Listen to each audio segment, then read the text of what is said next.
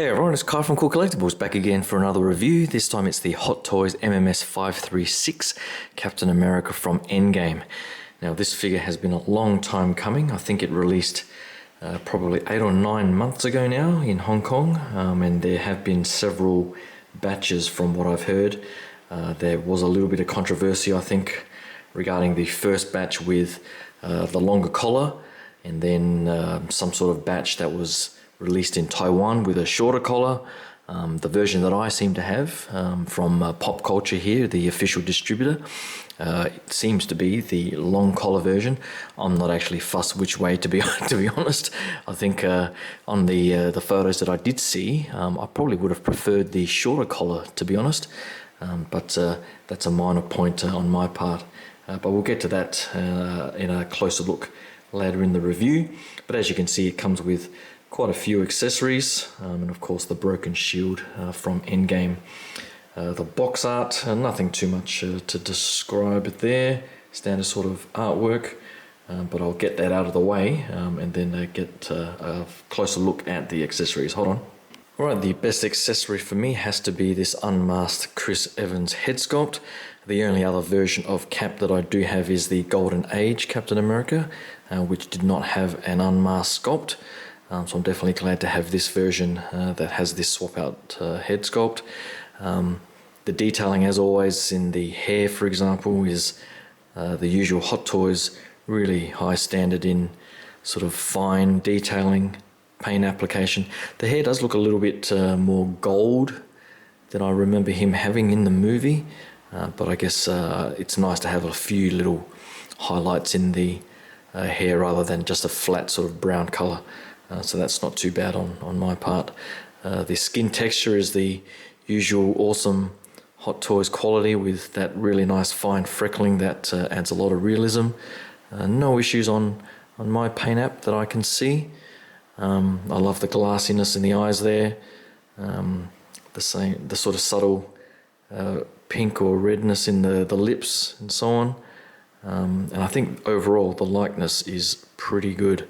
I think front on, and even from a sort of slight angle, it really does look like Chris Evans. So I'm definitely going to swap this out and use this in the figure. I think the swap out, because this is a full neck piece and not just the separate head sculpt, you do need to, I think, be a bit careful in removing the neck piece on the helmeted sculpt, so I'll try that off camera a bit later and give you guys a look at that. The other accessories here, once you put that unmasked head sculpt on, it does have the helmet that you can essentially just put in his hand, and that does look pretty good too. The overall paint application is pretty much consistent with the helmeted sculpt. The face plates, it does come with 2 swap out face plates. This sort of grimace, I think that he had in one of the end scenes, and then this one, I guess the battle sort of grimace there. Now I do have a slight fault with this particular face plate that I have contacted Pop Culture on. I'm not sure if it's coming up on camera right there, but just the tip of the nose has the paint chipped off of the nose. So unfortunately in the packaging the protection didn't do its job. So hopefully they've already responded saying they're going to get back in touch with Sideshow and so on to try to get a replacement faceplate. So hopefully I can get that replaced. I don't think I'll use them all that much, but it's always good to have the accessories in a decent state just in case you do move these figures on in your collection. It does come with Mjolnir as well, and I think, I don't know if it's exactly the same as previous releases, such as with the Thor Dark World that I've got. It does feel pretty light. I don't think there's any light up or battery features in this particular version. I am still waiting on the Endgame Thor that does have a light up Mjolnir, I think, and I can't even remember what the big axe is called. The name actually escapes me for now, but I'm hoping to get that Endgame Thor before the end of the year as well. But overall, a nice little addition for him to hold in addition to his shield. It does come with a whole accessory of hands, swap out hands. So you have his, I don't know if this is the Assemblers Assemble pointing hand or Hulk Smash pointing hand, but the paint application and the sculpting does look pretty nice. A few more sort of splayed out action type hands. One of these is the shield holding hand, which I think is this one. I haven't actually tried the swap out feature yet. I think you do need to be a bit careful on following the instructions, I think, on taking these pieces out, sliding this hand in and the arm in, and then attaching the arm to the hand. So hopefully I'll probably try that off camera and see how that goes. But the paint application on the shield here does look pretty good. It is plastic. There's no die cast in this version of the shield, which I'm actually okay with. A lot of collectors don't like that, but as long as it's plastic and the paint application is of a good quality, I don't mind what sort of material it's really made of. It does have that sort of weathered look to it. People have complained that their broken shield is much cleaner, and as you can see on my particular version here, it's pretty much the same sort of weathering. In fact, some of that sort of dirt splash is probably a shade more heavy on this broken version, which I'm okay with. And it does come with the other pieces that you can sort of see connects through like that, and then the top piece just over here like so. So nice little addition there if you're not having him hold the shield, but I guess if you've got the Thanos or the battle damage Thanos, it would look pretty good with these sort of accessories displayed around it. Oop. It also comes with the little locket thing that has Peggy in the photo there. I think for the final release here they did increase the size of this. I think a few collectors were a little worried that it was going to be undersized, but I think they've by all accounts they have rectified that in this final release. So good for the odd photo opportunity if you're into that sort of thing and displaying it with this in your collection. And I think the last accessory is this clip that I think you can use to attach the shield to the back, and I think you need to remove one of these at least, probably this one at the top, and then clip that on, and then you can, or maybe it's the other way, clip it like this, and then you can have that hook to hook it onto his top. Actually, I think that goes onto his suit at the back. I'll give that a go as well, but I think from the photos that I have seen, it does look like it hangs a little bit too low on his back, but we'll have a look at that in a second. So I might just try out the swap out faceplates and give you guys a look at that and the shield at the back before I give you guys a closer look at the figure. Hold on. Right, so I have taken off the neck piece and the head sculpt off the figure out of the box, and I did find that following the instructions of bending the head sculpt and essentially bending the neck piece did make the removal of the neck piece a lot easier. There was a bit of plastic protection around the neck piece, and as I took that off I actually scared myself because I thought, what the hell is that? I thought I didn't recall him having a beard, but that actually is the back of his hair there. And as you can see, the collar does leave a little bit of paint residue on there or bleed through, so just be careful of that. I'm not sure what really you can do apart from maybe using the plastic protection, so I might do that on the unhelmeted sculpt just to have that extra bit of protection. But taking this off is pretty easy, and you've got that spare neck piece there, and as you can see, the helmeted sculpt there is pretty good. I think it is slightly undersized when you compare it to the unmasked head sculpt. You can sort of see, I'm not quite sure how his head would fit in there with all of his hair, unless it's very, very squeezed in. So I think they would have been nicer if this was just a smidge larger, and would have made it for a better proportion, I think, on the body as well. I think it does look a little bit pin-headed with this helmeted sculpt on, but a little bit more proportionate with the unmasked sculpt. But overall, the likeness I think is still pretty damn good. And the faceplate swap out here is pretty easy. I think you just lift that up there. You just have to be very careful of these sort of sharp pin points on the corners here, and not to damage your faceplate. So I think it's easiest, I guess there is a magnet, as you can see.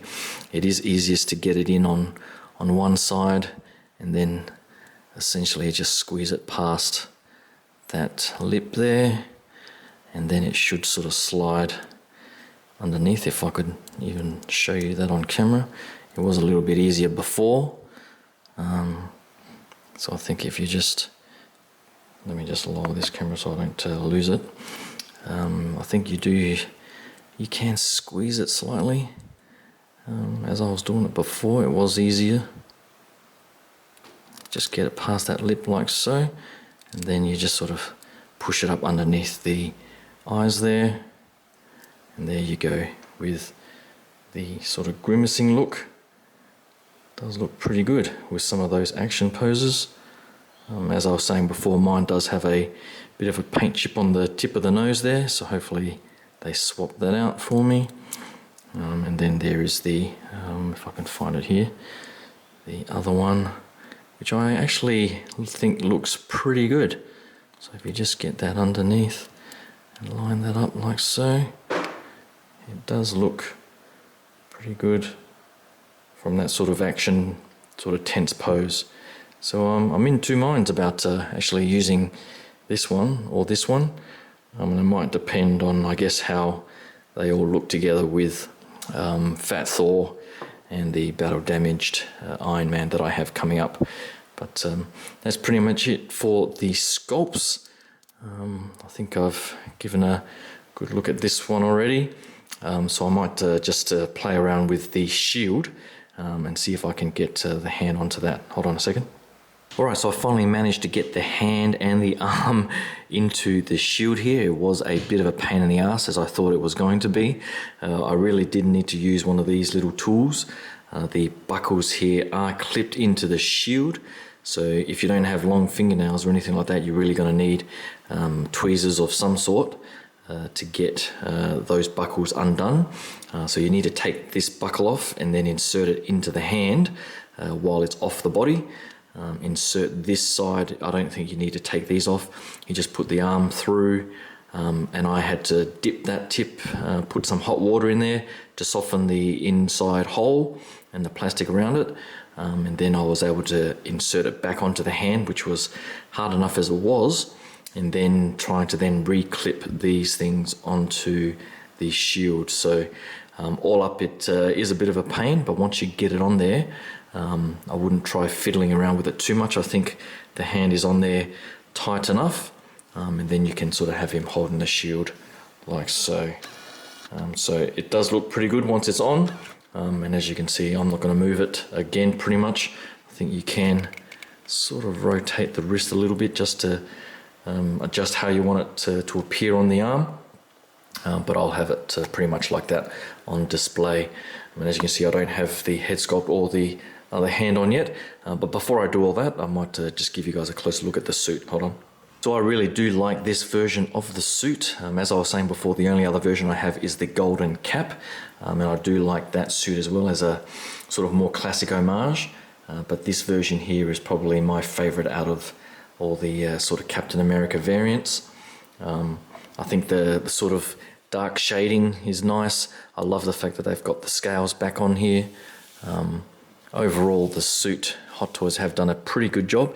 It is made of a quite rigid material, which really does affect the articulation, which I'll go through in a second. I do like the way they've done the straps at the back there. People have said that I guess the musculature of the figure around the traps and so on is better on this version. I guess I haven't really paid too much attention to that sort of thing, but I guess in all the photographs and so on, it does look quite a bit better. It does have, as you can see, different layers to the suit. So there's this sort of outer layer that is attached and then comes around the front. I think people have said that these areas at the top here might peel away at the top here. Mine seems okay so far. so just be aware of that. I think the torso area with a bit of the dirt wash around the torso looks quite good. And then the pants, lots of areas on the pants here with the sort of layering and texturing there, and different use of materials on the red, etc. As you can feel it, it's almost like I wouldn't say it's a leather-like material, but it's not so much fabric either, or the cottony type material, so I'm not quite sure what they've used for that. The boots does come in a two-piece, so you get more ankle articulation at the bottom here, which looks quite nice, but it is all sort of molded plastic and paint, so no sort of soft goods in the boots there. I would be a bit careful about the knee pads and the elbow pads. They look like they are pretty much just glued on there. I'm not sure if it's Velcro. I don't want to sort of try to peel that off just in case I need to re-glue it. So just be careful when you articulate. It does come with double jointed ratcheted knees on pretty soft ratchets, so just be careful that doesn't pop off when you sort of bend the knee. And it does come with double jointed elbows as well, but again the suit and the elbow pad there really restricts it to mostly 90 degrees. I think inside there is a bit of fabric on the inside there to make it a bit easier, but it doesn't really help too much, to be honest. The overall articulation, as I was saying, is a bit restricted, to be honest. I can't sort of really, you can sort of turn the torso a little bit, but as you can see, it's really sort of pushing up and resisting against the suit there. The belt is a sort of free floating piece, I think, and it probably does have a button back there that you can undo, but I'm going to leave it as is. The pants do look like they're sort of lying a little bit low on the waist, but I'm not sure if I could pull them up any further, to be honest, the way the material is.